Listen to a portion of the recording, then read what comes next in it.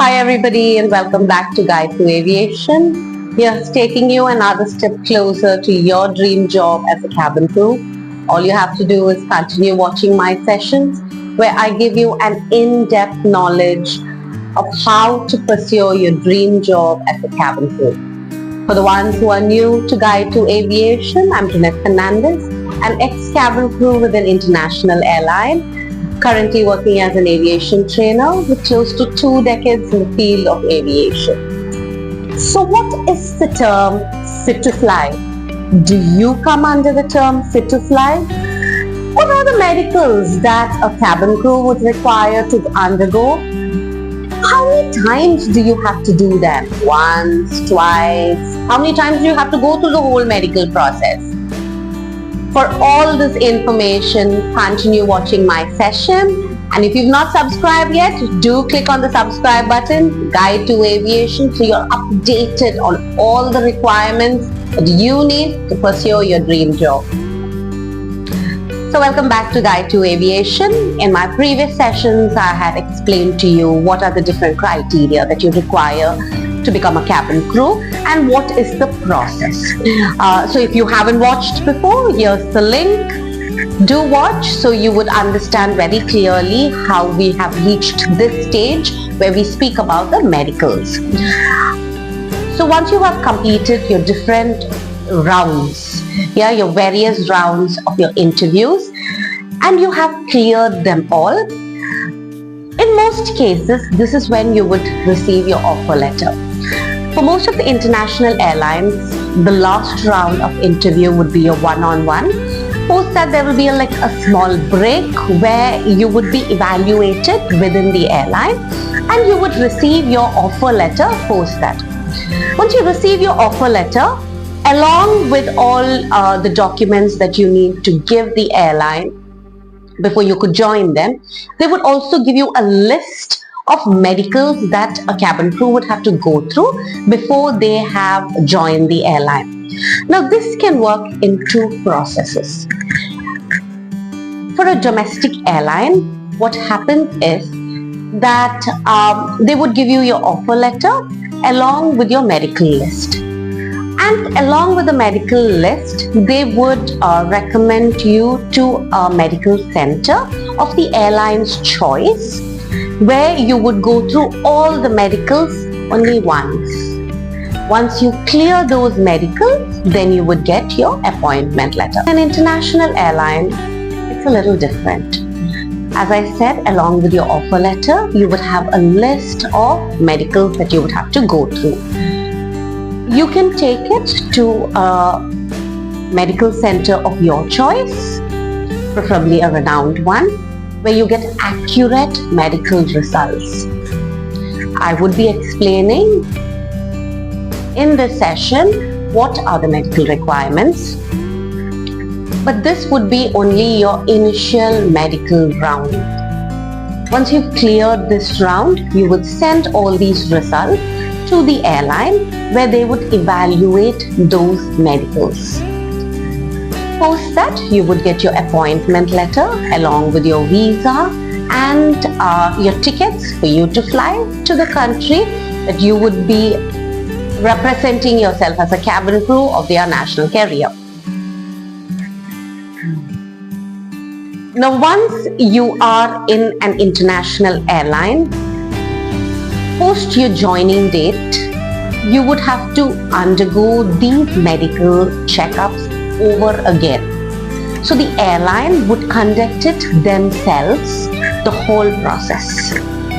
It is not that they do not trust your medical reports, but it is just a process that they follow, that the airline also would do your medical checkups. It is not just the airline's medical checkup that you would have to go through. You would also have to go through your medicals for the country that you're going to be working in. As I did mention earlier in my previous sessions, that for you to live in a different country, you need something called a residence permit. So for the country to give you that residence permit, you have to be physically fit, and there are again medicals that you would have to go through. So basically, for an international airline, you might have to go through the whole process twice. It's not a very tedious thing. The company takes care of everything. Your medicals, the dates for your medicals would be scheduled by the company. All you have to do is follow the instructions that is given to you by the airline, and everything would be done in place.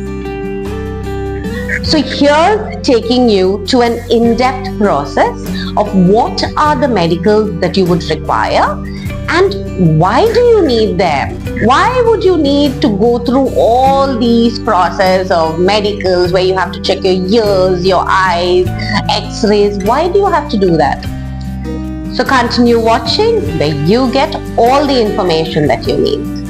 So on your list, the first thing that they would check again is your height and weight. I've already explained this in my previous session, so do visit my channel and you would get a detailed information of why they check for your height and weight. The next would be your eye test. Again, I did explain whether you can wear your glasses, whether you cannot wear your glasses, but here's giving you a little detail on eyesight. Everyone would require a perfect eyesight, but today's not the day where everybody has a perfect eyesight. 6/9 is something that they would expect maximum. Under that, no, they wouldn't accept anything below that. So can you wear glasses to your interview? Yes, you can wear your glasses. When you go for your medicals, they would require you to bring your glasses along with you. Your spectacles, you take it along with you because they would give you a test. They would check your eyesight and they require you to have your they would require you to have your glasses on. They do not accept lens when you are going for your medicals. As I said, you'll have to take your spectacles along with you. Next is color blindness.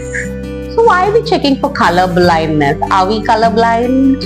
We'll never know unless we actually get them checked, trust me. Okay, so why do they check for color blindness? In the aircraft, a lot of signals are based on colors. You have red, blue, green, amber. So every color has a specific notification. Like it can be the captain calling you from the cockpit. It can be crew calling you from different stations. It can probably be a fire in the aircraft. It can be somebody smoking in the bathroom. Or it can be even an emergency that is happening on the aircraft.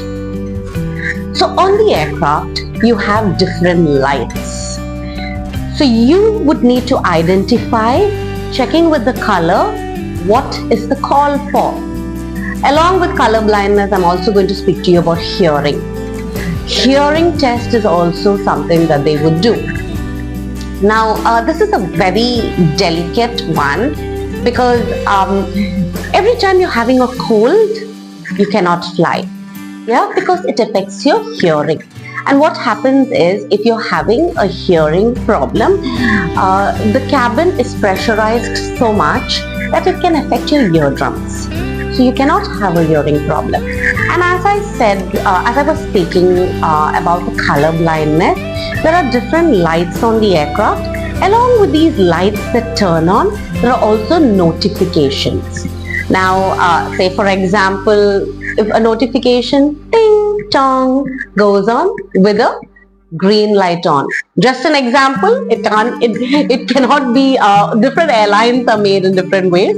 I'm just giving you an example. So as I said, the notification is ting tong and a green light comes on. It can be a crew calling you from a different station. So what are the two things that you need to be?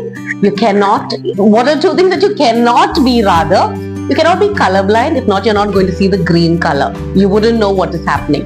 You cannot be deaf. You need to have perfect hearing. If not, you wouldn't hear the chime. You will not know what is it for. So in specific, they would check whether you're colorblind and they would check your hearing as well. So we've covered 3 things now. Coming on to the next one. Next is your urine and stool test. So they do this to check your diabetes, your drugs, and alcohol. Okay, we'll start with diabetes. You cannot have them. Whether it is high blood sugar or low blood sugar, you cannot have them. These are medical conditions that the airline wouldn't consider you as fit to fly. Again, alcohol and drug test as well. Now this is to know whether you have been using alcohol or drugs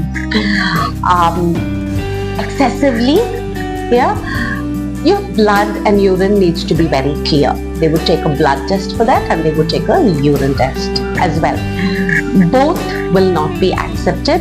So your next question would be, is once you start flying as a cabin crew, you cannot have alcohol at all? No, you can have alcohol. Yeah, but 12 hours prior to your flight, you should stop drinking alcohol.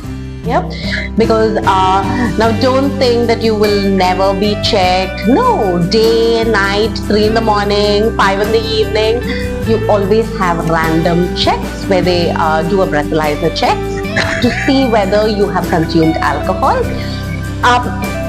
Your non-working hours is your wish what you want to do. But 12 hours prior to your flight, no to any drugs, alcohol.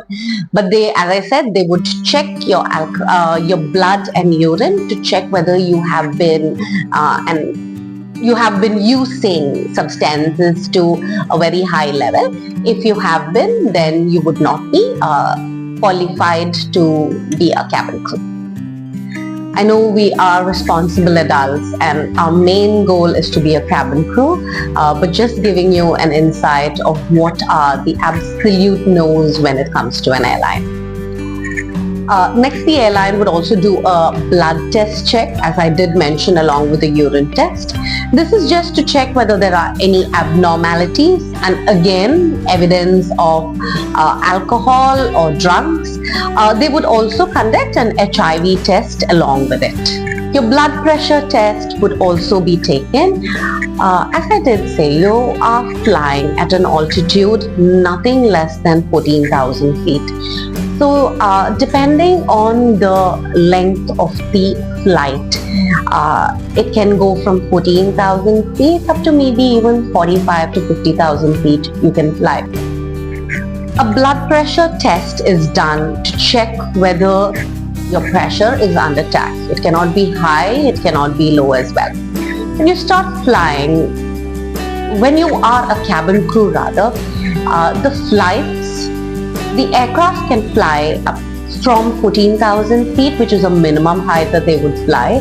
And depending on how long the flight is, like whether you're doing a long haul, short haul or a medium haul flight, the aircraft can fly up to a height of even 45 to 50,000 feet. Your body should be able to handle that. Yeah, because when you're doing long haul flights, your flying time, yeah, would even go up to 14 hours, 15 hours. So you're continuously working in a closed environment where the oxygen that you're breathing is recycled oxygen. It is in a very compact space where sometimes your blood pressure can increase, sometimes it can decrease. They do this test regularly for them to check whether you're able to fly in a condition at such very high altitude and also for a very long time. Yeah, so in my previous sessions, I did tell you that the airline provides you with multiple facilities as a cabin crew for you to enjoy, like the gym, the pool, everything is given. It's for you to be fit at every point of time. Use them because this is going to help you on the long haul. As a cabin crew, another thing that would always happen to you is you'll always be jet lagged. Yeah, because you don't work a 9-to-5 job. You can do a very early morning flight, you can do a night flight, and this can happen consecutively in 1-2 days. Yeah, this can happen in that one pattern like you're doing. It's not like you're going to be doing day flights the whole week, night flights the following week. It doesn't work like that. And you're going to different countries where you're working in different time zones as well. Yeah, so you have to keep all this under track. Like now I'm explaining to you the medicals that you would have to go through as a cabin crew. But always keep in mind that you have to maintain this. You have to maintain your blood pressure, you have to maintain your sugar level, you have to maintain your height, weight. Because as I said, you'll be jet lagged, you'll be working in different time zones, you'll be working in different shifts. So for you to cope, for your body to cope up to all this, you have to enjoy the luxuries that the airline provides you. Yeah, it is for your health that they do so. A hemoglobin blood count is also done as part of your medical checkups. Then you have your dental check, and also they might do a teeth x-ray. Again, in my previous sessions, I did tell you about braces, whether you can have them or not. So once you have taken off your braces, your teeth become level. Yeah. So your dental checkup when it comes to the alignment of your teeth would be done there.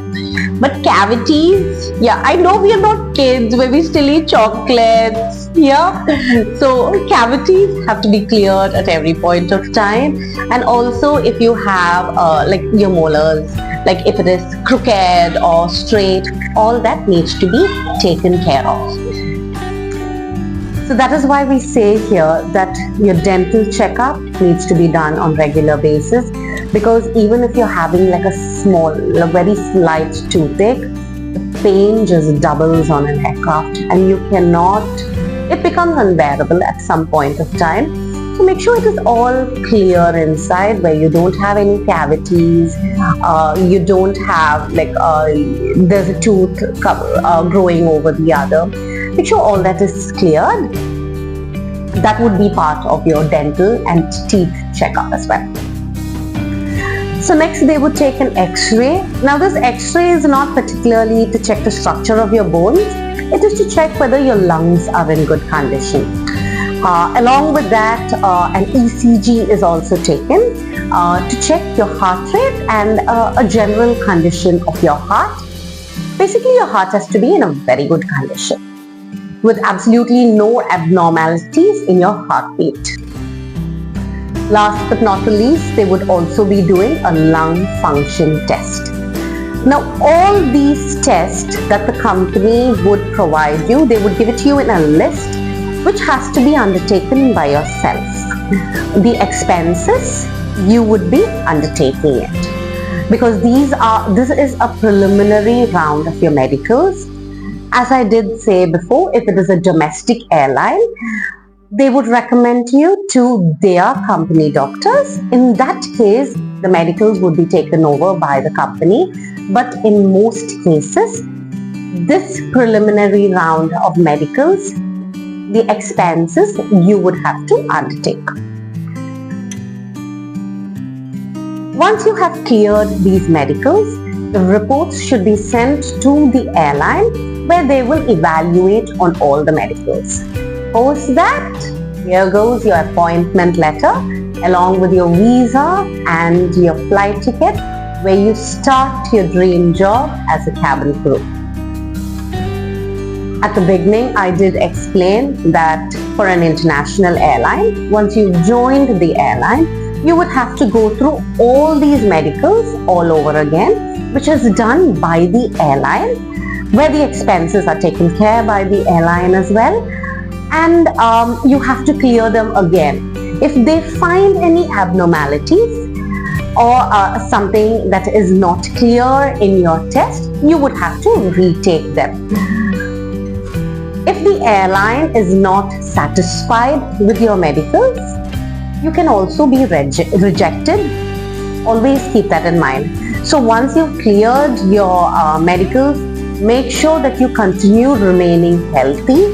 Mind you, if the airline finds any irregularities or your medicals not cleared, you can be rejected. Once you have cleared your medicals, I would still advise you to refrain from alcohols, etc. So you remain fit and continue to be the healthy and fit candidate that the airline has recruited. Along with the company airline medicals, you would also have to go through the government medicals for your residence permit to live in that country. All of the above will be taken care of by the airline. You do not have to worry about your dates, when you get the appointment. Airline will do everything for you. All you have to worry is your next stage of being a cabin crew, where you have the most tedious 2 months to 3 months of internal training, where you learn how to be a cabin crew, where the airline trains you to be their most effective cabin crew. I hope you found this session informative and you have received all the information that you require. Do continue to share and like with all your friends, family, whoever needs this information. Don't forget to click on to the like and subscribe button and continue following my sessions. Coming back to you with more information about cabin crew, your interviews, how to crack them. Stay tuned, keep following me and keep watching for more details. Bye-bye.